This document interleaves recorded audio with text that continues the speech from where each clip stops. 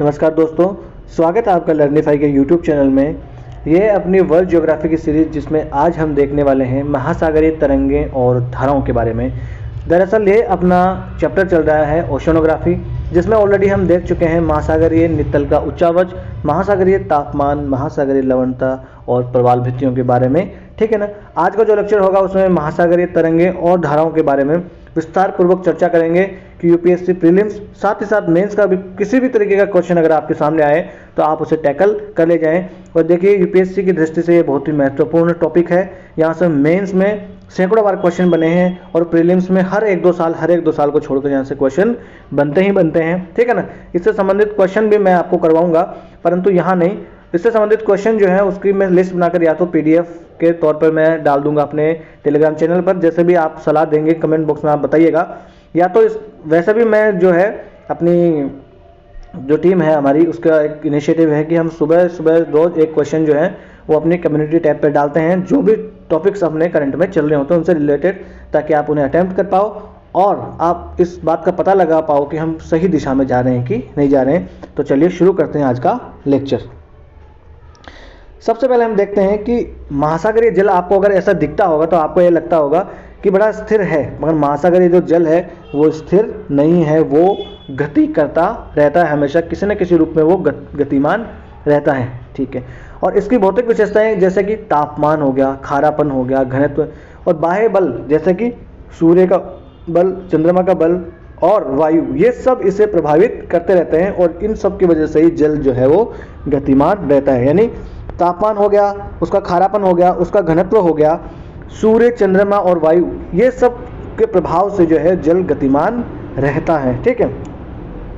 जो महासागरीय जल है वो क्षैतिज रूप से और ऊर्ध्वाधर रूप से, देखिए क्षैतिज रूप से इस प्रकार से, ऊर्ध्वाधर रूप से इस प्रकार से वो गतिमान रहता है। अब क्षैतिज रूप से तो गतिमान कैसे रहेगा कि भाई तरंगों के रूप में और महासागरीय धाराओं के रूप में, और ऊर्ध्वाधर रूप से किस में रहेगा, ज्वार भाटा जब आते हैं ना तो ऊर्ध्वाधर रूप से गतिमान होता है। अगला हमारा जो चैप्टर होगा, जो टॉपिक होगा, जो अगला लेक्चर होगा उसमें हम ज्वार भाटाओं को बड़ा विस्तार पूर्वक रूप से उनको डिस्कस करेंगे, है ना। तो ज्वार भाटा हो गया, उसमें हम ऊर्ध्वाधर होता है, और एक होता है अपवेलिंग और डाउनवेलिंग। अपवेलिंग और डाउनवेलिंग मैंने ऑलरेडी आपको बता चुका हूँ मैं, है ना। तो और उसके बारे में देख लेंगे कि किस प्रकार से अपवेलिंग और डाउनवेलिंग होती है। इस प्रकार से ऊर्ध्वाधर और क्षैतिज रूप से जल का संचलन होता रहता है।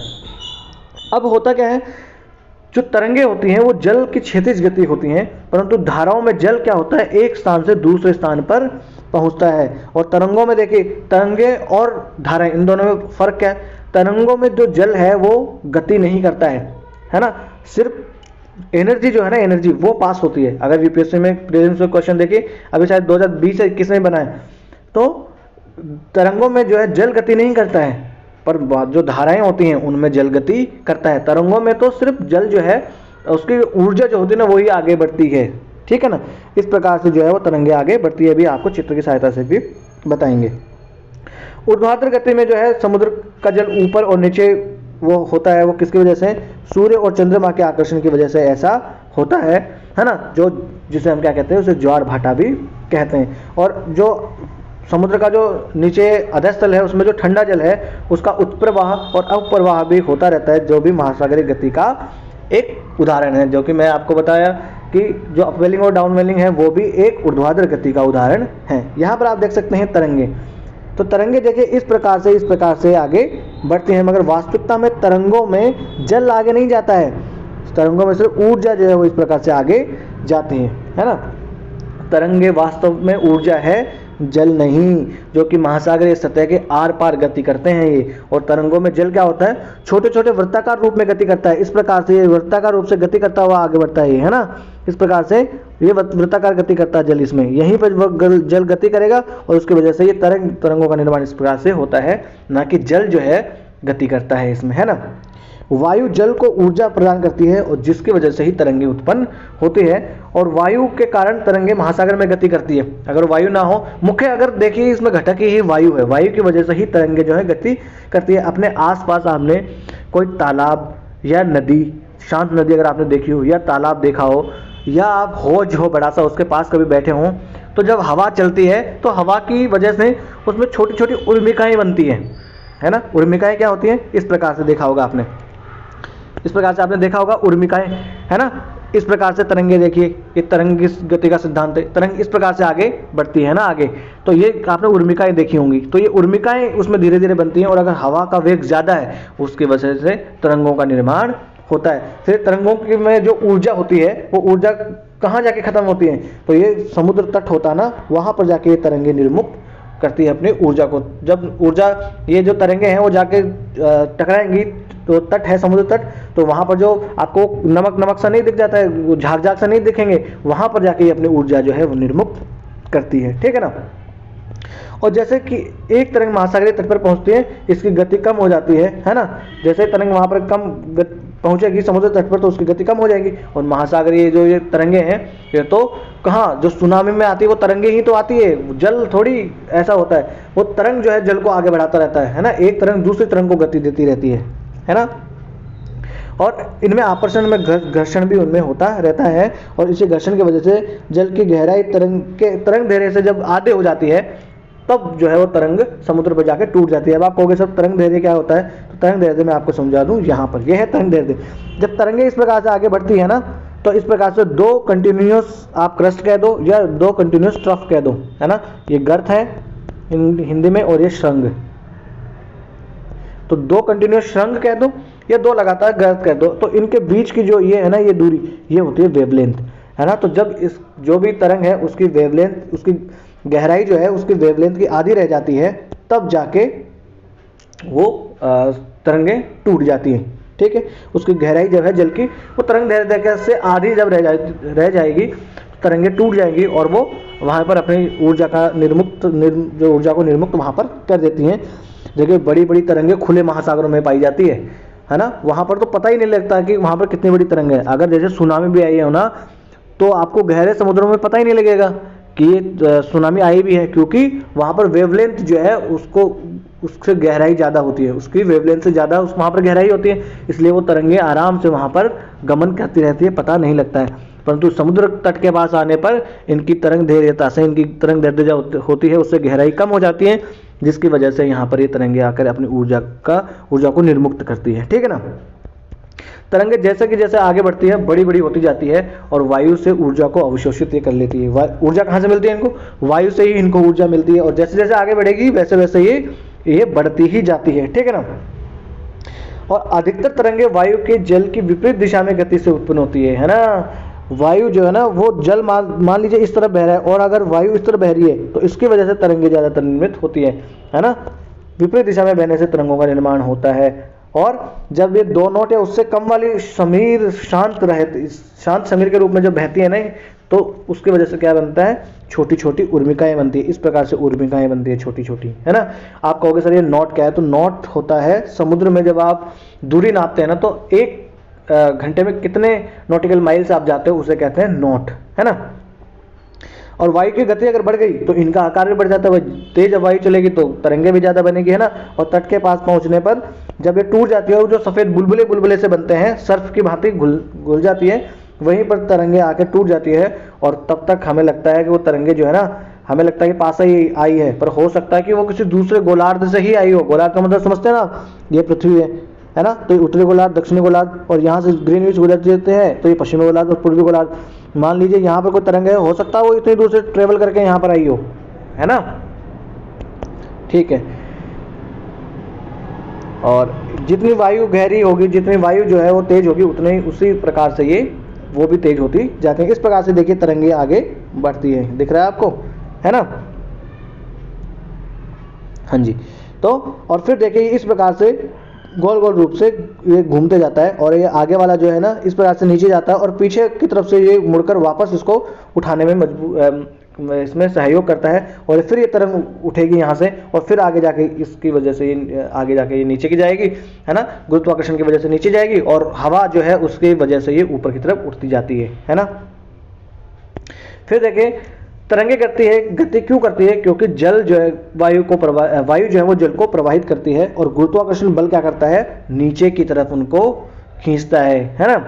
और गिरता हुआ जल क्या करता है, पहले वाले गर्त को ऊपर की ओर धकेल देता है। यहाँ से देखिए ये जल यहाँ से गिर रहा है, तो ये क्या करेगा, इस वाला जो गर्त था इसको ऊपर कर देगा, तो अगली जब जो तरंग होगी यहाँ पर ऊपर हो जाएगा और यहाँ से नीचे हो जाएगा। इस प्रकार से ये जो है गति करती रहती है तरंगे।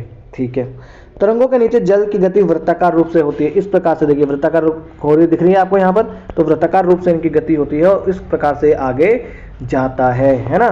तो तरंगों के बारे में हमने खूब जान लिया है। इतना ही तरंगों के बारे में पूछा जाएगा, इससे ज़्यादा नहीं पूछा जाएगा। तरंगों से संबंधित क्वेश्चन जो है वो यूपीएससी प्रीलिम्स में ही बनते हैं, है ना, कि तरंगों में जल वास्तविकता में गति करता है कि नहीं गति करता है।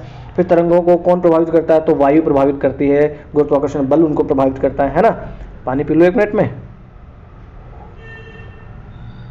फिर देखिए यहाँ पर तरंग शिखर और गर्त दिया हुआ है। इस प्रकार से जब तरंग आगे बढ़ती है ना, तो ये तो सुरंग हो गया और ये गर्त हो गया। तरंग की ऊंचाई जो है ये सब आप पढ़ लीजिएगा आप आराम से, ये कोई उतने इंपॉर्टेंट नहीं है एग्जाम की दृष्टि से।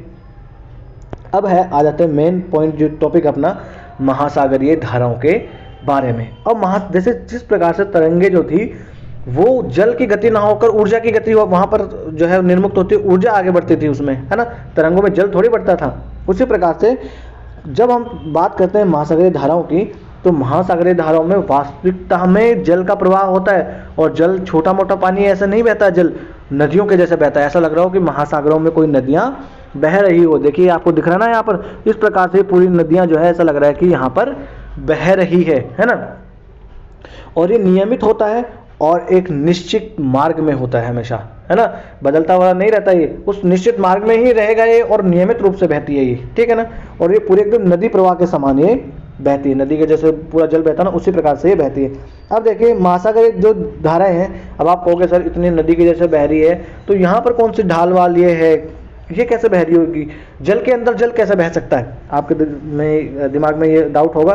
तो मैं आपको बता दूं कि इसको प्रभावित करने के लिए भी कुछ कारक हैं। उनमें अगर प्राथमिक कारक देखा जाए या प्राथमिक बल, जो वो बल होते हैं जो जल को गति प्रदान करते हैं। पहले अगर शांत जल है तो उसे गति प्रदान करने वाले प्राथमिक कारक, और फिर जब उस जो गति कर चुका है जल, अब उसको सिर्फ एडजस्ट करना है, तो वो कौन से हो गए, द्वितीयक कारक, है ना। उसके प्रवाह को सिर्फ नियंत्रित करेंगे, वो होंगे द्वितीयक कारक। चलें आगे।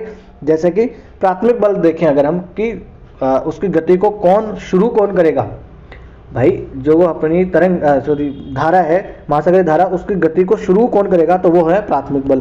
तो उनमें कौन कौन आ जाता है, जैसे सौर ऊर्जा एक तो होगी, सूर्य ताप जो होता है ना, इंसुलेशन, तो इंसुलेशन की वजह से जल गर्म होता है और गर्म होने की वजह से होता है। दूसरा पवनें होगी, वायु है वो महासागरीय तरंगों को शुरू करती है, स्टार्ट करती है। फिर गुरुत्वाकर्षण बल, और चौथा है कोरियोलिस बल। कोरियोलिस बल क्या होता है, पृथ्वी जो पश्चिम से पूर्व की दिशा में घूमती है ना, उस पृथ्वी के घूर्णन की वजह से एक बल उत्पन्न होता है, उसे ही कोरियोलिस बल कहा जाता है। अब एक एक करके इनके बारे में डिस्कस कर लेते हैं। जैसे सबसे पहले हम देखें इंसुलेशन या सौर ताप या सौर ऊर्जा की बात करें, तो उसकी वजह से क्या होता है, जल जो है जहाँ पर सूर्य ताप अधिक प्राप्त होगा, सूर्य की ताप की वजह से जल गर्म होगा, और जब गर्म होगा जल तो एक्सपेंड करेगा, यानी कि फैलेगा, और उस फैलने की वजह से वहाँ पर उठाव जो है, वहाँ पर उभार पैदा होता है ना। कोई भी गर्म चीज़ होती है वो उभार उसमें आता है। जैसे चाय आपने उबाली होगी तो जब गर्म होती है तो वो उभार आता है ना उसमें, तो उभार आता है। तो इसकी वजह से यहाँ पर एक प्रवणता आ गई ना भाई, समझ लीजिए आप, 1 मिनट, हाँ जी, देखिए यहाँ पर ये उभार है और यहाँ पर ये, समझ लीजिए यहाँ पर गर्म है, ठीक है, और यहाँ पर ठंडा है, इसलिए एक प्रवणता तो बन गई ना। तो पानी कहाँ से किधर जाएगा, इस प्रकार से इधर बहेगा। भाई प्रवणता, जहाँ भी जल को प्रवणता मिलेगी जल वहाँ पर बहेगा, है ना। तो इस प्रकार से सौर ताप की वजह से जो पृथ्वी गर्म हो जाती है, पृथ्वी का जल गर्म हो जाता है, तो वहाँ पर एक प्रवणता उभार उत्पन्न होता है, उस उभार की वजह से प्रवणता बनती है और वहाँ से जल जो है फिर प्रवाह करना शुरू कर देता है। अब अगर आ जाए वायु के बारे में, तो वायु तो देखिए घर्षण बल, वायु जब जल के ऊपर बहेगी तो घर्षण बल की वजह से वो जल को भी अपनी दिशा में बहाना शुरू करेगी, और जिसकी वजह से भी जल जो है वो गति करना शुरू करता है।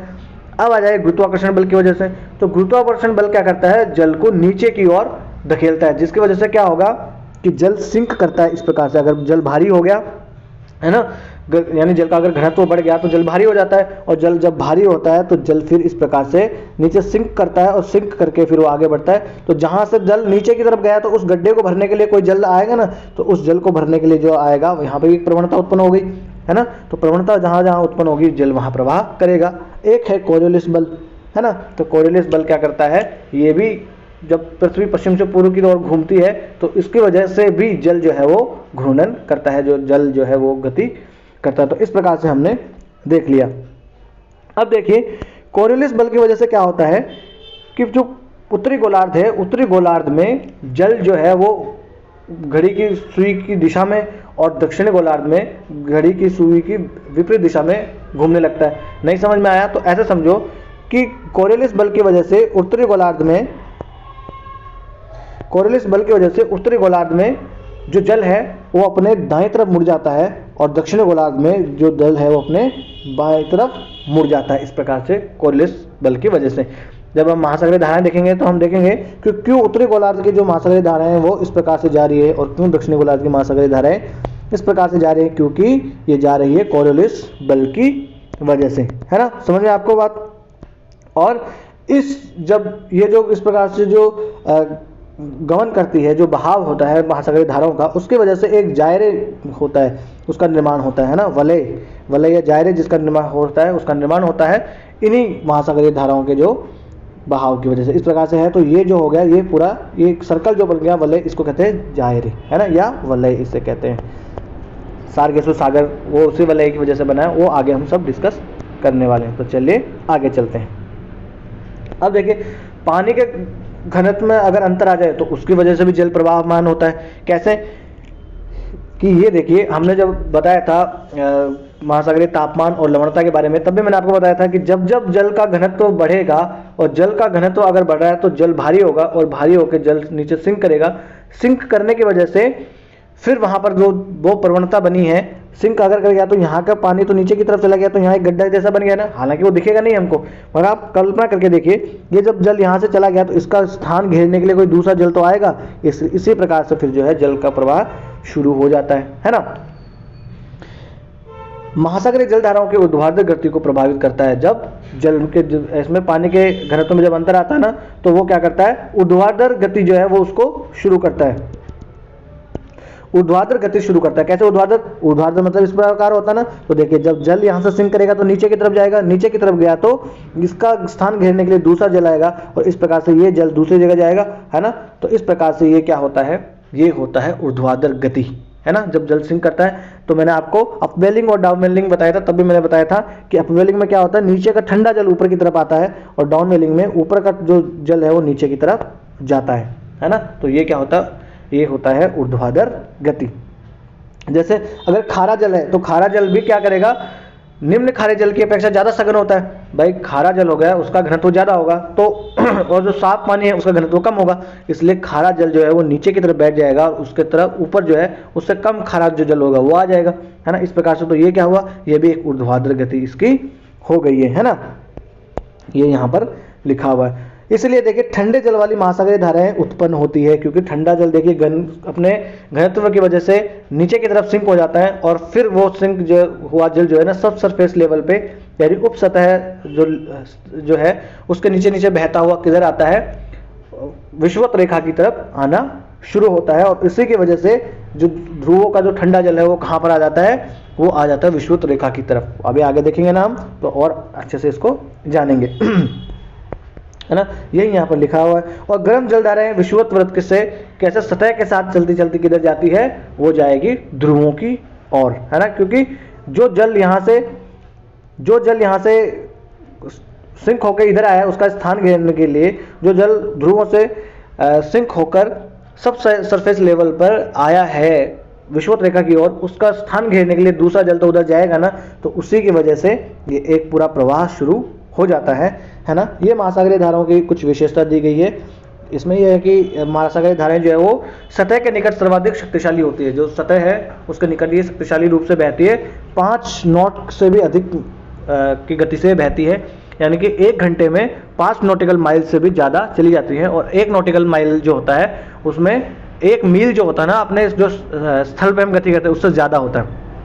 और अगर गहराई में चली जाए तो गहराई में धाराओं की गति जो है वो धीमी हो जाती है, मात्र 0.5 नॉट्स तक की हो जाती है ना। तो इस प्रकार से ये धाराओं की कुछ विशेषता है। ये ध्यान रखिएगा कि ऊपर वाली सतही जो धाराएं हैं वो तेज गति से गमन करती हैं। अब यहाँ पर देखिए, यहाँ पर आपको समझ में आएगा कि ये जो यहाँ से ठंडा जल आ रहा है ध्रुवों वाला, वो इस तरफ क्यों आ रहा है, क्योंकि यहाँ का जो जल है वो सिंक होगा और यहाँ की तरफ आएगा, और यहाँ का जल जो ऊपर उठ गया था वो ऊपर उठने की वजह से इधर दाब प्रवणता जो होती है उसकी वजह से ये इस तरफ जाता है।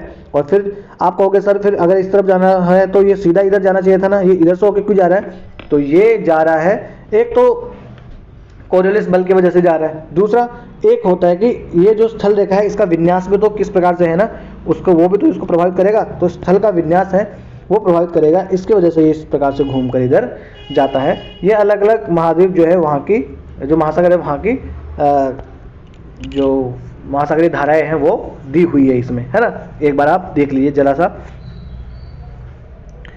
अब अलग अलग जो है उसकी मैं आपको डिस्कस कराऊंगा अभी अलग अलग महासागर की, ठीक है। तो चलते हैं आगे चलते हैं। अब महासागरीय धाराओं के प्रकार देख लेते हैं। भाई महासागरीय धाराएं होती है दो प्रकार की, एक होती है अगर वो ठंडे जल की है तो ठंडी, और गर्म जल की है तो गर्म, यानी विषुवत रेखा के गर्म जल को अगर वो ध्रुवों तक लेके जा रही है तो वो गर्म जलधारा है, और जो ध्रुवों के ठंडे जल को विषुवत रेखा की तरफ लेके आ रही है वो ठंडी जलधारा है। तो दो प्रकार से ये जलधाराएं होगी। फिर अगर देखें तो गहराई के आधार पर भी दो भागों में बांटी जा सकती हैं, एक तो सरफेस लेवल पे और एक होगी डीप वाटर करंट। अभी मैंने आपको बताया कि जो सरफेस लेवल पे बहेगी उनकी गति ज़्यादा होती है 5 नॉट्स तक, और जो सतही जो डीप वाटर की होती है उनकी गति तो बहुत कम होती है 0.5 नॉट्स तक ही होती है। तो इस प्रकार से हमने देख लिया कि सरफेस की जलधारा और एक होगी डीप वाटर यानी गहरे जल की जलधारा होगी, है ना। और अगर ऊपरी जलधारा देखा जाए तो महासागरीय जल का 10% भाग जो है वो सतही या ऊपरी जलधारा ही है, और ये धाराएं महासागरों में 400 मीटर की गहराई तक उपस्थित होती है। कौन सी? जो सतही जलधाराएं, और जो मैक्सिमम 90% धाराएं हैं ना वो तो गहरी जलधाराएं हैं जो धीरे धीरे बहती हुई आगे बढ़ती है। जो तेज गति से बहती है ना सतही, वो तो मात्र 10% है जो कि 400 मीटर की गहराई तक बहती है। ठीक है, समझ में आ गई बात आपको। और ये जलधाराएं महासागरों में घनत्व और गुरुत्व की भिन्नता के कारण बहती है। मैंने ऑलरेडी आपको बता दिया कि घनत्व जहाँ का कम होगा, जहाँ का ज़्यादा होगा वहाँ से वो पानी सिंक करेगा और फिर वो दूसरी तरफ की ओर बह के आएगा, और गुरुत्वाकर्षण जो है वो तो नीचे की ओर जल को खींचता ही है। ठीक है, क्योंकि यहाँ अधिक घनत्व के कारण पानी नीचे की ओर बैठ जाता है। कहाँ होता है? गहरी जलधाराएं बहती है उच्च अक्षांशीय क्षेत्रों में, जहां तापमान कम होने के कारण घनत्व ज्यादा होता है, वहां पर गहरी जलधाराएं बहती है। मैंने बताया कि जो पानी है वो ध्रुवों वाला सिंक करके सब सरफेस लेवल पे बहता है, यानी कि वो गहराई में बहेगा। गहराई में बहेगा क्यों? क्योंकि घनत्व ज्यादा है और गुरुत्वाकर्षण बल की वजह से जल नीचे की तरफ बह के नीचे की तरफ सिंक करके फिर बहता है। इसलिए जो ध्रुवों से जो भी धाराएं आती है, वो जो ठंडी धाराएं आती है वो डीप जो है वो बहकर आती है। फिर तापमान के आधार पर दो प्रकार की होगी, ठंडी और गर्म, है ना। अगर गर्म जल क्षेत्रों में लाती है ठंडा जल तो वो ठंडी जलधाराएं, और अगर गर्म जल ठंडे क्षेत्रों में लेके जाती है तो वो गर्म जलधाराएं, है ना। और ये महाद्वीपों के पश्चिमी तट पर बहती है। कौन सी? ठंडी जलधाराएं। ठंडी जलधाराएं जो भी है वो महासागरों जो भी महाद्वीप है उनके पश्चिमी तट पर बहती है ना। ऐसा दोनों गोलार्धों में निम्न और मध्य अक्षांशों में होता है। निम्न और मध्य अक्षांश है उनमें तो ये पश्चिमी तट पर बहती है जो ठंडी जलधाराएं होती हैं, और जो उच्च अक्षांश है वहां पर ये पूर्व में बहती है। एग्जाम्पल बताऊं? यहाँ देखिए आप, ये देखिए महाद्वीपों के पश्चिमी तट पर ठंडी जलधाराएं बहती हैं। ये देखिए ये महाद्वीपों के पश्चिमी तट है, यहाँ पर ठंडी जलधाराएं बहती है ना। ये महाद्वीप का पश्चिमी तट है, यहाँ पर कैलिफोर्निया की धारा देखिए ठंडी जलधारा है। ये कहाँ हो गया? ये निम्न और मध्य अक्षांशों में। अगर उच्च अक्षांशों में देखा जाए तो यही ठंडी जलधाराएं पूर्वी और बहने लगती है। देखिए ये लेब्राडोर की धारा, ये महाद्वीप है, इस महाद्वीप के पूर्व में, तो ये ठंडी जलधारा महाद्वीप के पूर्व में उच्च अक्षांशों में बह रही है। यहाँ से एक ग्रीनलैंड की धारा निकल के आती है तो ग्रीनलैंड की धारा भी पूर्व में बहती है। तो इस प्रकार से क्या हो गया? उच्च अक्षांशों में तो महाद्वीपों के पूर्व की ओर बहती है, और पश्चिमी अक्षांशों में निम्न अक्षांशों और मध्य अक्षांशों में महाद्वीपों के पश्चिमी तट पर बहती है। इसको आप रटोगे तो भूल जाओगे, इसको समझना आप। जब मैं आपको पढ़ाऊंगा ना एक एक महाद्वीप की, एक एक महासागर की, ये उसके वजह से आपको और अच्छे से याद हो जाएगा, है ना। फिर देखिए यहाँ पर आ गए गर्म जलधाराएं। तो गर्म जलधाराएं सीधा उल्टा होगी ठंडी जलधाराओं की। जिस प्रकार से गर्म जल को ठंडे जल में, ये ठंडे जल क्षेत्रों में पहुंचाती है ये ठंडी गर्म जलधाराएं जो होती है, और ये महाद्वीपों के पूर्वी तट पर बहती है। ये पश्चिमी तट पर बहती थी निम्न और मध्य अक्षांशों में, तो ये पूर्वी तट पर बहेगी। और ये उच्च अक्षांशों में पूर्वी तट पर बहती है, तो उच्च अक्षांशों में कहाँ पर बहेगी? उच्च अक्षांशों में ये पश्चिमी तट पर बहेगी। एग्जाम्पल बताऊं? यहाँ देखिए ये है गर्म जलधारा, ये देखिए निम्न और मध्य अक्षांशों में महाद्वीपों के पूर्वी तट पर बह रही है, और उच्च अक्षांशों में ये क्या होती है, उच्च अक्षांशों में पश्चिमी तट पर बहने लगती है। ये देखिए उच्च अक्षांशों में ये पश्चिमी तट पर बह रही है, ये देखिए उच्च अक्षांशों में ये यहाँ से जो धारा आती है वो गर्म जलधारा आती है, तो वो पश्चिमी तट पर बहने लगती है। तो इस प्रकार से ये इसका उल्टा एकदम हो जाता है। यहाँ से एक फोकलैंड की धारा आती है, ये यहाँ से ठंडी धारा आती है, ये तो उसका ठंडी धारा का एग्जाम्पल हो गया है ना। इस प्रकार से हमने ये समझ लिया। अब आगे चलते हैं। अब प्रमुख महासागरीय धाराएं कौन कौन सी है वो हम देख लेते हैं। अब जो महासागरीय धाराएं बहती है वो पवनों और कोरियोलिस बल की वजह से बहती है, यानी उनके ऊपर जो वायु बहती है उसका और कोरियोलिस बल का सबसे ज़्यादा प्रभाव उनके ऊपर पड़ता है। और जो महासागरीय जलधाराएं उनका प्रवाह और वायुमंडलीय प्रवाह जो है वो सेम सा ही होता है। वायुमंडलीय प्रवाह जो है ना, अगला जब हम ये क्लाइमेटोलॉजी शुरू करेंगे उसमें ये हम देखेंगे। अभी के लिए आप इतना जान लो कि ये देखिए, आपको दिख रही है ये ट्रेड विंड्स है ना, ईस्टर्ली, ये ट्रेड विंड्स है। तो ये एक निश्चित दिशा में इस प्रकार से बहती है, इधर से जा रही है, ये पछुआ पवने हैं, है ना, यहाँ से आती है, ये पोलर ईस्टर्लीज जिन्हें कहते हैं, है ना। तो इस प्रकार से ये इनका जो वायुमंडलीय प्रवाह होता है उसी का प्रवाह का पालन करती है कौन, ये महासागरीय धाराएं भी। देखिए इधर से ये महासागरीय धारा, ये पवने इस प्रकार से बह रही है ना, अब पूर्व से पश्चिम की ओर, तो जो महासागरीय तरंगे हैं, ये जो धाराएं हैं वो भी पूर्व से पश्चिम की ओर ही जाएंगी। देखिए यहाँ से पूर्व से पश्चिम की ओर जा रही है ना, उत्तर विषुवतीय रेखीय धारा जो है वो, हाँ, तो इसी का पालन ये करती है, ठीक है। और ये प्रवाह देखिए दक्षिणी गोलार्ध में ये प्रवाह उत्तरी गोलार्ध की अपेक्षा ज़्यादा स्पष्ट रूप से हमें दिखाई देता है। और अगर यहाँ से आप समझ लीजिए, ये है पूरा हमारा जो किस प्रकार से वायुमंडलीय प्रवाह होता है वो, है ना। और इसको अच्छे से हम कब समझेंगे, जब अगला चैप्टर हम पढ़ेंगे ना क्लाइमेटोलॉजी, उसमें बहुत बढ़िया से आपको समझाऊंगा मैं, टेंशन ना लीजिए आप, एक बार पढ़ लिया भूलोगे नहीं जीवन भर। महासागरीय जलधारा भी वायुमंडलीय की धारा की जैसे गर्म अक्षांशों से ऊष्मा को स्थानांतरित करती है, और ठंडी जलधारा उष्णकटिबंधीय विषुवतीय क्षेत्रों की तरफ बहती है। चलो मैं आपको आगे समझा देता हूँ। यहाँ एक बार देख लीजिए किस प्रकार से महासागरीय धाराएं जो है वो बह रही है। जो लाल वाली है वो गर्म जलधारा है, और ठंडी वाली जो है वो इस कलर से दिखाई गई है। कौन सा ब्लू सा कलर है ये, महासागरीय धारा। अब महासागरीय धारा के प्रभाव भी मैं आपको बता दूंगा, कोई नहीं, अब साथ के साथ में बताते चलूंगा। अब आ जाते हैं हम एक एक जो सागर है उसकी महासागरीय धाराओं पर आ जाते हैं। एक मिनट में पानी पी लूं। सबसे पहले आ जाते हैं हम उत्तरी अटलांटिक महासागर में। समझे आप, उत्तरी अटलांटिक महासागर की जो धाराएं हैं वो देख लेते हैं। तो सबसे पहले जो उत्तर विषुवतीय धारा शुरू होती है यहाँ से, कहाँ से, अफ्रीका के तट से। यहाँ पर गिनी है, गिनी नाम का एक वो है, तो गिनी नाम यहाँ से शुरू होती है उत्तर अटलांटिक जो उत्तर विषुवतीय के जो धारा होती है वो शुरू होती है यहाँ से सबसे पहले। फिर यहाँ से एक वापस टकरा कर यहाँ से, और एक वापस से एक करंट भी जाती है जिसे काउंटर इक्वेटोरियल करंट भी कहते हैं, यानी प्रति विषुवतीय के इसे धारा भी कहते हैं। ये दो समझ गए आप,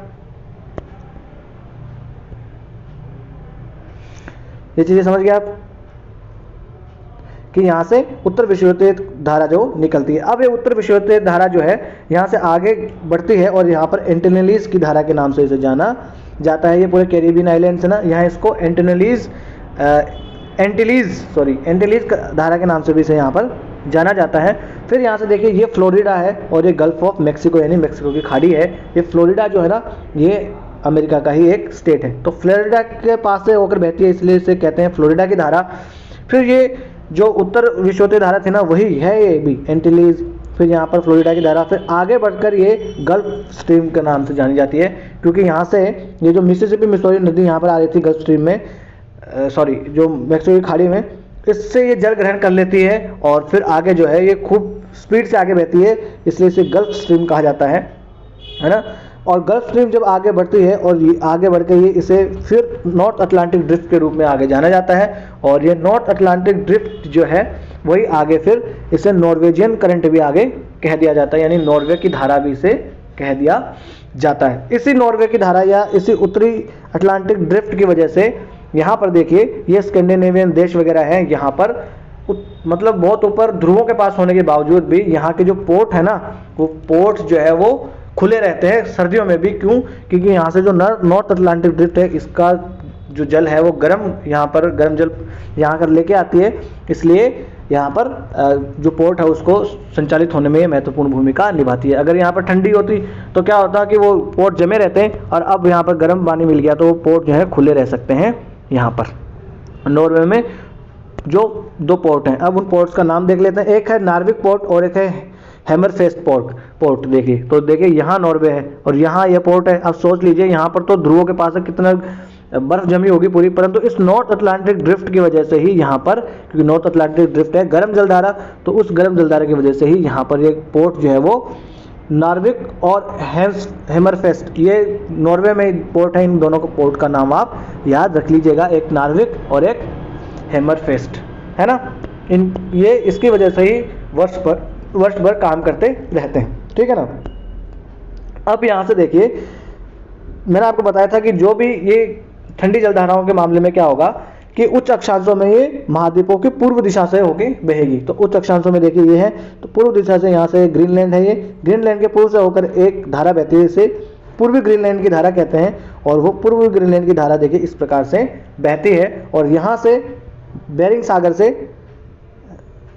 हाँ जी बेरिंग सागर है ये, नहीं बेरिंग सागर नहीं है, सॉरी माफ करना, हडसन की खाड़ी है, यहाँ से निकल के आती है लेब्राडोर की धारा। लेब्राडोर की धारा निकल के आके गल्फ स्ट्रीम से मिलती है न्यू फाउंडलैंड नाम की जगह पर, है ना। ये जो द्वीप आपको दिख रहा है इसका नाम है न्यू फाउंडलैंड, और यहाँ ये ग्रांड बैंक का निर्माण करती है। तो जहाँ जहाँ भी जो गर्म जलधारा और ठंडी जलधारा मिलेगी, वहाँ पर किसका निर्माण होगा, वहाँ पर मछलियाँ जो है उनकी खूब वहाँ पर उत्पादन होता है, इसलिए ये जरूरी है, ये महत्वपूर्ण हो जाती है ना। तो ये जो न्यू फाउंडलैंड आपको दिख रहा है ये द्वीप, इसे कहते हैं ग्रैंड बैंक भी इसे कहा जाता है, जहाँ पर लेब्राडोर की ठंडी धारा और गल्फ स्ट्रीम की गर्म धारा मिलती है, इसलिए यहाँ पर मत्स्य उत्पादन बहुत ज़्यादा होता है। तो अब देखिए ना, ये जो धाराएं हैं इनका प्रभाव क्या है, ये कैसे महत्वपूर्ण है, तो आपको पता लगा ना। एक तो मछली उत्पादन होगी भाई, जहाँ गर्म और ठंडी जलधारा मिलती है, मछली उत्पादन हो गया। यहाँ देखिए ठंडे स्थानों में गर्म जल लेके जाती है, इसलिए पोर्ट्स जो है वो वर्ष भर खुले रहते हैं और इसलिए व्यापार में ये सुविधा प्रदान करते हैं। यहीं से देखिए आपको निकलता रहेगा सब कुछ। फिर देखिए आगे, ये जो नॉर्थ अटलांटिक ड्रिफ्ट है, यहाँ पर है देखिए आयरलैंड और ब्रिटेन, और यहाँ से ये टकरा कर यहाँ से, और ये और नॉर्थ अटलांटिक की एक धारा देखिए यहाँ से तो नॉर्वे की करंट के रूप में चली जाती है, और दूसरी धारा वहाँ पर टकरा के वापस लौट आती है इधर, जिसे कहते हैं कनारी की धारा, क्योंकि यहाँ पर एक कनारी नाम का द्वीप है, उसी के नाम पर इसे कनारी की धारा कह देते हैं। और एक कनारी की धारा जो है ठंडी जलधारा है ना। जो भी आपको यहाँ पर ये ब्लू कलर में दिख रही है वो ठंडी जलधारा है, तो कनारी की धारा है ठंडी जलधारा। और इसी की वजह से यहाँ पर है एक सहारा मरुस्थल, उसी की वजह से सहारा मरुस्थल में बारिश नहीं होती है, क्योंकि जहाँ जहाँ जो ठंडा मौसम होता है वहाँ पर बारिश नहीं होती है, क्योंकि गर्म होगा, इसी वजह से तो पानी जो है वाष्प बनकर ऊपर उठेगा और बादल बनेंगे, वहाँ पर वर्षा होगी। परंतु ठंडा होने की वजह से वहाँ पर संघनन वगैरह नहीं हो पाता, वाष्पीकरण वगैरह नहीं हो पाता, इसलिए यहाँ पर बारिश नहीं होती है सहारा मरुस्थल में, है ना। अब देखिए ये कनारी की धारा वापस आके इन नॉर्थ इक्वेटोरियल करंट जो है, यानी उत्तर विषुवतीय जो धारा है, इसमें आकर वापस मिल जाती है। फिर इस प्रकार से ये पूरा चक्कर ये लगाती रहती है, और इसकी वजह से यहाँ पर एक पूरा जायरे का निर्माण होता है, वलय पूरा निर्माण होता है। और यहाँ पर एक है सारगेसो सागर, है ना, ये सारगेसो सागर इसकी वजह से बनता है। तो यूपीएससी क्वेश्चन पूछे कि सारगेसो सागर कौन कौन सी जो महासागरीय धाराएं उनकी वजह से बनता है, तो आप बता देंगे, है ना, कि यहाँ से गल्फ स्ट्रीम हो गया, नॉर्थ अटलांटिक ड्रिफ्ट हो गया, कैनरी हो गया, और नॉर्थ इक्वेटोरियल करंट की वजह से ये बनता है ना। अब आप कहोगे सर सारगेसो सागर क्या है, तो सारगेसो सागर के बारे में भी आगे जान लेते हैं। ये पोर्ट्स के नाम याद रखना आप, हैमरफेस्ट और नार्विक, ये कहाँ है, नॉर्वे में, हैमरफेस्ट और नार्विक पोर्ट के नाम याद रखना, है ना। और फिर रशिया में भी एक पोर्ट है, मुरमंस्क एक पोर्ट है, मुरमंस्क एक पोर्ट है रशिया में। ये देखिए ध्रुवीय क्षेत्र में है, परंतु ये भी इसी नॉर्थ अटलांटिक ड्रिफ्ट की वजह से ही गर्म रहता है वर्ष भर, है ना। इसी की वजह से वर्ष भर गर्म रहता है और अपना व्यापार ये कर पाता है। ये यहाँ पर देखिए ध्रुवीय क्षेत्र पूरा आर्कटिक ओशन यहाँ पर है। मरमस्क या मरमंस्क, ये आप जो भी लिखना चाहो लिख दो। मरमंस्क नाम का एक यहाँ पर रशिया में एक पोर्ट है, ये भी याद रखने का। नार्विक, हैमरफेस्ट, नार्विक और हेमरफेस्ट तो कहाँ है, नॉर्वे में, याद रह जाएगा। और मरमस्क कहाँ पर है, तो मरमस्क है आप कह सकते हैं रशिया में, है ना। समझ आ गया आपको बात। चलें आगे चलें, चलिए आगे चलते हैं। अब देखिए ये है सार्गेसो सागर, यहाँ नॉर्थ अटलांटिक ओशन में सार्गेसो सागर बन जाता है। सार्गेसो सागर जो है वो इतना महत्वपूर्ण क्यों है, तो सार्गेसो सागर में देखिए इस प्रकार की घास पाई जाती है, समुद्री घास होती है ना, और ये इस अलग प्रकार की थोड़ी विचित्र प्रकार की घास है, क्योंकि इसकी कोई जड़ें है ना, इसको वहाँ पर जमीन में रखने की जरूरत नहीं है, ये पानी में तैरती हुई भी अपना पूरा अपने आप को बढ़ा सकती है और रहती है। ये सार्गेसो सागर इसलिए इंपॉर्टेंट है कि यहाँ पर देखिए बहुत सारे ये वन्य ये जो आपको जलीय जीव दिख रहे हैं, मछलियाँ वगैरह हो गई, कछुए वगैरह हो गए, और अनेक प्रकार के जीव जो हैं यहाँ पर रहते हैं, यहाँ पर अंडे देते हैं, यहाँ पर उनकी बच्चे जो हैं वो खेलना कूदना बड़ा होना सीखते हैं, शिकार करना सीखते हैं यहीं पे, है ना। और यहाँ पर वो शिकारियों से भी बचे हुए रहते हैं, वो शार्क हो गई, हम्पबैक वेल हो गई, वेल जो है वो हो गई, कछुए वगैरह हो गए, इन सब की जो है ये हेल्प करता है बढ़ने में और उसके लिए, इसलिए सार्गेसो सागर जरूरी है ना। ये यहाँ पर सार्गेसो सागर लिखा हुआ वही जो मैंने आपको बताया, उसके बारे में आप देख लीजिएगा। सार्गेसम नाम की एक यहाँ पर घास पाई जाती है, उसकी वजह से ये सार्गेसो सागर इसे कहा जाता है, और सबसे पहले स्पेन वालों ने इसकी खोज करी थी। ये देखिए सार्गेसो सागर के बारे में, और यहाँ पर लिखा हुआ है a vital ecosystem of global importance, है ना, यहाँ पर लिखा हुआ है, और आप शांति से बैठ के पढ़ लीजिएगा। देखिए कछुए हो गया, मछली वगैरह हो गया, ये है हम्पबैक वेल, है ना, इनका ये जो है जीवन इस पर निर्भर है, इसलिए ये सार्गेसम सागर हमारे लिए जरूरी है। अब देख लेते हैं अटलांटिक महासागर की धाराएं जो है ना, ये मैंने यहाँ पर डिटेल में दे रखी है, जो मैंने अभी आपको बताया ना वही यहाँ पर डिटेल में बताया रखा है, जो आप आराम से पढ़ लीजिएगा ताकि आपको और कहीं जाना ना पड़े, है ना। तो ये PDF मैंने आपको दे रखी है, अच्छे से आप पढ़ लीजिएगा। ये गल्फ स्ट्रीम हमने देख लिया, नॉर्वे की धारा देख लिया, उसके बाद में लेब्राडोर की धारा हमने देख लिया, पूर्वी ग्रीनलैंड की धारा देख लिया, कनारी की धारा देख लिया। कनारी की धारा जो है ठंडी जलधारा है। दक्षिणी भूमध्य देखिए। अब देखिए यहां पर आ जाते हैं, ये पूरी आपको मैंने दे रखा है PDF भी, वो आप अच्छे से पढ़ लीजिएगा। अब उत्तरी अटलांटिक देख लिया, दक्षिणी अटलांटिक में देखें तो दक्षिणी अटलांटिक में ये है दक्षिणी विषुवतीय की धारा। दक्षिणी विषुवतीय की धारा देखिए यहाँ ब्राजील के तट से टकराएगी, और ब्राजीलियन करंट के नाम से ब्राजील की धारा के नाम से ये नीचे की ओर बहेगी। ये गर्म जलधारा है, जो भी ये इस कलर में है ना, ऑरेंज कलर में, ये गर्म जलधारा है। अब ये आके यहाँ पर फॉकलैंड के पास में, फॉकलैंड आइलैंड है, UK की ओवरसीज टेरिटरी है, यहाँ पर से एक नीचे की तरफ से एक ठंडी जलधारा आती है, फॉकलैंड की जलधारा, है ना, फॉकलैंड की जलधारा, और ये ब्राजील की जलधारा यहाँ पर आके मिलती है, और यहाँ पर एक बाहिया ब्लैंका नाम का एक क्षेत्र है और जगह है, वहाँ पर देखिए यहाँ पर फिर वहीं उसका निर्माण हो रहा है, किसका, मत्स्य उत्पादन क्षेत्र का निर्माण, क्योंकि जहाँ पर ठंडी और जलधाराएं मिलेगी वहाँ पर क्या होगा, वहाँ पर होगा मत्स्य उत्पादन। ये जो बाहिया ब्लैंका आपको दिख रहा है, यहाँ पर मत्स्य उत्पादन खूब होता है इन्हीं दो धाराओं के मिलने की वजह से, एक तो ब्राजील की गर्म धारा और फॉकलैंड की ठंडी धारा की वजह से, है ना, यहाँ पर मिलेगा आपको। देखिए ये है फॉकलैंड की ठंडी जलधारा, और इन दोनों के मिलने की वजह से ही यहाँ पर खूब सारी मछलियों का उत्पादन होता है बाहिया ब्लैंका क्षेत्र में। ये बाहिया ब्लैंका क्षेत्र हो गया। अब उसी प्रकार से आ जाते हैं हम किस पे, प्रशांत महासागर की जलधाराओं में। तो यहाँ से जो उत्तरी विषुवतीय की धारा जो है वो यहाँ से आगे आती है और फिलीपींस से टकराती है, और यहाँ पर देखिए न्यूगिनी है, न्यूगिनी से टकराकर ये धारा वापस चली जाती है, जिसे कहते हैं काउंटर इक्वेटोरियल करंट, है ना, पृथ्वी विषुवतीय की धारा। तो आप कहोगे सर ये जब इधर जल जा रहा है तो वापस क्यों आ गया, तो पृथ्वी की घूर्णन की वजह से कभी कभी ऐसा हो जाता है ना, तो उससे टकराकर ये जल वापस आ गया, तो इसे कहते हैं काउंटर इक्वेटोरियल करंट या पृथ्वी विषुवतीय की धारा, है ना। अब यहाँ से देखिए फिलीपींस नाम का यहाँ पर देश है, इन फिलीपींस और ये जो आइलैंड है यहाँ से टकराकर ये जो उत्तरी विषुवतीय की धारा थी वो धारा क्यूरोशिवो के नाम से जाती है ऊपर, और यहाँ पर देखिए है जापान, है ना, तो क्यूरोशिवो की धारा जो है वो धारा पे यहाँ पर ये कहलाती है जापान के तट पर।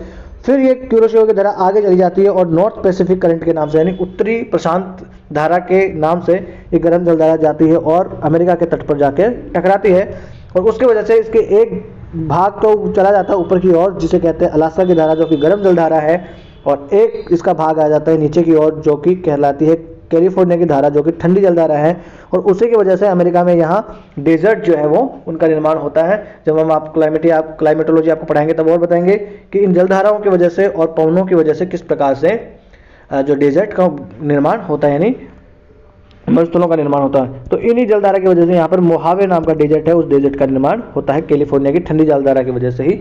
ठीक है, अब देखिए यहाँ से क्यूरोशियो धारा से, यहाँ से कामचटका धारा या इसे ओयोशियो धारा या इसे क्यूराइल की धारा भी कहते हैं। देखिए कौन सी कामचटका धारा, आयोशियो धारा या क्यूराइल की धारा भी कहते हैं, क्योंकि यहाँ पर क्यूराइल नाम के आइलैंड है ना, इसलिए क्यूराइल की धारा भी इसे कहते हैं। ठीक है, कामचटका भी है यहाँ पर, तो कामचटका की धारा भी इसे कहते हैं। और यहाँ से एक आती है ओखोस्ट करंट, यहाँ से सी ऑफ ओखोस्ट है, ओखोस्ट करंट आती है, वो भी ठंडी जलधारा ही है।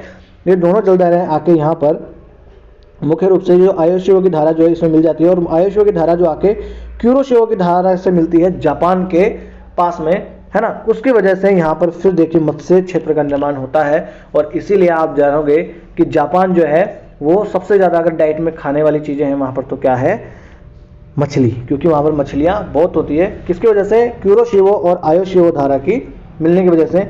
आप क्यूरोशियो तो जापान के तट पर याद रख लोगे, आयोशियो मतलब ऊपर से आर ये नहीं, जो तो आयोशियो धारा है, और आयोशियो धारा है ठंडी जलधारा, है ना, याद रह जाएगा आपको। ठीक है, अगर आपको एक बार में याद ना हो ना तो आप क्या करिएगा कि वीडियो को पॉज करके पीछे ले जाके वापस से देख लीजिएगा, आपको याद आ जाएगा, समझ में आ जाएगा। ये पूरी मैंने जलधाराओं के बारे में डिटेल से भी आपको मैंने बता रखा है, ताकि आप इसलिए पढ़ के आपको एकदम समझ में आ जाए, है ना।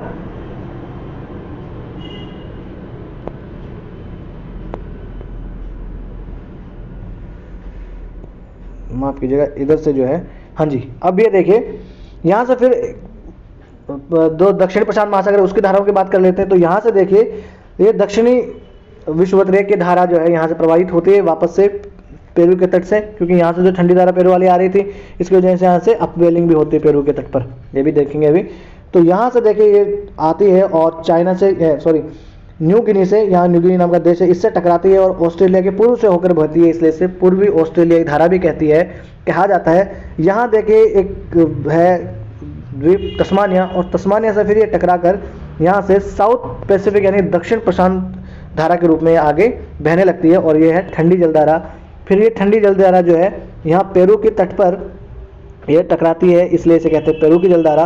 पेरू के तट पर जो टकराती है वो है ठंडी जलधारा, है ना। और इसको हम्बोल्ट नाम के व्यक्ति ने सबसे पहले खोजा था, इसलिए से पेरू की धारा को हम्बोल्ट की जलधारा भी कहा जाता है, और ये भी एक ठंडी जलधारा है। समझ में आ गया आपको। और इसी पेरू की जलधारा की वजह से यहाँ पर अपवेलिंग होती है, यानी नीचे का ठंडा जल ऊपर की ओर आता है, और यहाँ पर मत्स्य उत्पादन खूब होता है ना। तो देखिए मत्स्य उत्पादन में किस प्रकार से महत्वपूर्ण भूमिका निभाते हैं कौन, जो जलधाराएं होती है वो, है ना। ये समझ लिया आपने। अब हमारा अटलांटिक महासागर हो गया, हमारा हो गया पैसिफिक ओशन, अब हमारा रहा है इंडियन ओशन। तो हिंद महासागर का देखिए थोड़ी सी जटिल व्यवस्था यहाँ पर होती है, क्योंकि यहाँ पर उस प्रकार से स्थिति नहीं है जिस प्रकार से बाकी महासागर में है। इसलिए यहाँ पर क्या होता है कि जो उत्तरी हिंद महासागर की जो धाराएं होती हैं वो मानसून की पवनें होती हैं, उनके प्रभाव में आकर मौसमी रूप से ये अपने मार्ग जो है उसको परिवर्तित कर लेती है। अगर इस प्रकार से दक्षिण पश्चिम मानसून का जब वक्त टाइम होता है तब ये इस प्रकार से धाराएं बहती है, और अगर उत्तर पश्चिम मानसून का उत्तर पूर्वी मानसून का वक्त समय होता है, लौटता हुआ मानसून जिसे कहते हैं, तब ये धाराएं देखिए इस प्रकार से बहती हैं, है ना। हो जाएगा याद। बाकी जो दक्षिण हिंद महासागर है उसकी धाराएं तो सेम ही रूप से बहती है। यहाँ से देखिए ये दक्षिणी विषुवत की धारा के रूप में निकलती है, और यहाँ से देखिए अफ्रीका के तट पर टकरा कर यहाँ से ये मोजाम्बिक के चैनल से होकर गुजरती है, इसलिए ये मोजाम्बिक की धारा जो कि गर्म जलधारा है। और यहाँ से देखिए ये मेडागास्कर है, मेडागास्कर से टकरा कर ये जो धारा यहाँ से बह रही है इसे कहते हैं अगुलिहास की धारा। अगुलिहास और मोजाम्बिक दोनों धाराएं गर्म जलधाराएं हैं। फिर यहाँ से देखिए ये यहाँ से जो विंड बहते हैं यहाँ से पछुआ पवनों के प्रभाव में आकर ये जो धाराएं चली जाती है और यहाँ से पश्चिमी ऑस्ट्रेलिया के तट से टकराती है, इसलिए इसे पश्चिमी ऑस्ट्रेलियाई धारा के नाम से जाना जाता है। और पश्चिमी ऑस्ट्रेलियाई जो धारा है वो है एक ठंडी जलधारा, इसलिए यहाँ पर जो है पश्चिमी ऑस्ट्रेलिया में भी डेजर्ट जो है उनका मरुस्थलों का निर्माण होता है। तो जहाँ जहाँ ठंडी जलधाराएं आके मिल रही है वहाँ पर क्या है, डेजर्ट का निर्माण हो रहा है ना। वहाँ पर अमेरिका में मैंने बताया आपको मोहावे का डेजर्ट बन रहा था, जब अफ्रीका से कनारी की धारा आके टकरा रही थी वहाँ पर सहारा मरुस्थल है ना, और इस प्रकार से जब अफ्रीका के तट पर जो आके मिल रही थी नीचे वाली धारा, एक मिनट, प्रशांत महासागर, हाँ ये जो आपको दिख रही है यहाँ पर वेंगुला की धारा, ये फॉकलैंड की धारा आगे चल के वेंगुला की धारा के रूप में ये ठंडी जल धारा है। ये यहाँ पर नामीबिया नाम का देश है, तो यहाँ पर नामीब डेजर्ट का निर्माण ये करती है ना, नामीबिया का मरुस्थल का निर्माण ये करती है वेंगुला की जल धारा जो है वो। ठीक है, समझ गए, ये रह गया था थोड़ा सा। और उसी प्रकार से यहाँ पर देखिए ये जो दिया हुआ है पेरू का तट, और यहाँ पर देखिए यहाँ पर चिली है, तो यहाँ पर ये पेरू की जो जलधारा है यहाँ पर अटाकामा डेजर्ट का निर्माण करती है ना। तो जहाँ जहाँ ठंडी जलधाराएं हैं वहाँ पर डेजर्ट का निर्माण होगा, है ना। देखिए जिस प्रकार से ये पश्चिमी ऑस्ट्रेलिया की जलधारा है ना, तो यहाँ पर भी ये डेजर्ट का निर्माण करती है। हो गया। हिंद महासागर की धाराओं के बारे में मैंने आपको पूरा बता दिया है, मानसून की वजह से ये प्रभावित होती रहती है। अगलुहास की धारा और सारी धाराओं के बारे में मैंने बता दिया है। अब देखिए महासागरीय धाराओं का प्रभाव क्या होता है, तो मैंने आपको बता दिया। ये क्या करती है, अगर ठंडी जलधारा गर्म क्षेत्रों में जाए तो वहाँ के जल को ठंडा कर देती है, और ठंडी जल जो गर्म जलधारा है वो ठंडे क्षेत्र में जा रही है तो वहाँ के जल को गर्म कर देते हैं। इस प्रकार से महत्वपूर्ण भूमिका निभाती है ना। इसकी वजह से क्या होगा, मैंने आपको बताया कि नॉर्वे का नार्विक और हैमरफेस्ट हो गया, है ना, और मरमस्क नाम का जो बंदरगाह है रशिया का, वो वर्ष भर चलते रहते हैं उत्तरी ध्रुव के इतना निकट होने के बाद भी। क्यों? क्योंकि गर्म जलधारा जो नॉर्थ अटलांटिक ड्रिफ्ट है ना, उसकी वजह से वो वहाँ पर गर्म पानी मिलता रहता है उनको। मत्स्य उद्योग मैंने बताया आपको, जहाँ जहाँ भी ठंडी और गर्म जलधाराएं मिलेगी वहाँ पर मत्स्य उद्योग फलेगा फूलेगा। उदाहरण मैंने आपको बताया बाह्य ब्लैंका, न्यू फाउंडलैंड आइलैंड और जापान के तट पर, है ना। फिर व्यापार पर प्रभाव कैसे होगा, जो मैंने अगर आपको बताया, है ना, बंदरगाहों वाला ये सब प्रभाव होता है।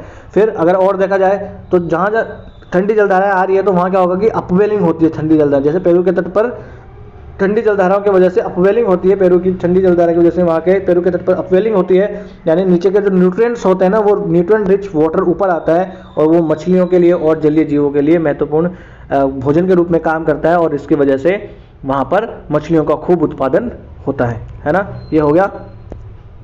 तो बस आज का लेक्चर हम यही समाप्त कर लेते हैं। अगर एक बार में आपको समझ में नहीं आया हो तो आप लेक्चर को दोबारा से देख लीजिएगा, और पीडीएफ मैंने आपको इसमें दे दी है, और पीडीएफ इसकी टेलीग्राम चैनल पर भी अपने मिल जाएगी, जिसकी वजह से आप अच्छा आसानी से पढ़ लीजिएगा इनको। और देखिए इनका कोई तोड़ नहीं है, यहाँ से क्वेश्चन बनता ही बनता है। यूपीएससी में 10 नंबर 15 नंबर तक के क्वेश्चन इसमें बने हैं, मेंस में और प्रीलिम्स में तो बनते ही बनते हैं, तो इसको आप इग्नोर मत कीजिएगा। एक एक टॉपिक इंपॉर्टेंट है, और जो मैंने एग्जाम्पल आपको बताया ना, नार्विक हो गया, हैमरफेस्ट हो गया, मरमस्क हो गया, उन सब के एग्जाम्पल्स भी अब आप डालोगे ना क्वेश्चन में, तभी आपको नंबर मिलेंगे। तो इसी के साथ ही आज का लेक्चर हम यहीं समाप्त कर लेते हैं। इस लेक्चर की अगर आपको पीडीएफ चाहिए तो आप जाइए लर्निफाई अनलॉकिंग नॉलेज के नाम से टेलीग्राम पे अपना चैनल है, यहाँ से आप स्कैन भी कर सकते हैं, और आपकी सुविधा के लिए हमने डिस्क्रिप्शन बॉक्स में भी उसका लिंक डाल दिया है, जिसके जहाँ से आप जाके चैनल को ज्वाइन कर सकते हैं।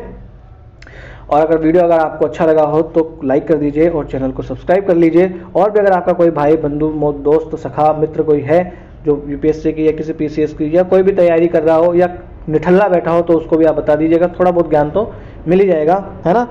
और अगर आपको कोई सलाह लेनी हो या कोई सलाह देनी हो तो आप हमें कमेंट्स बॉक्स में लिख सकते हैं, और बड़े ही लोकतांत्रिक ढंग से हम अपने इस छोटे से परिवार को आगे बढ़ाएंगे। नमस्ते, धन्यवाद।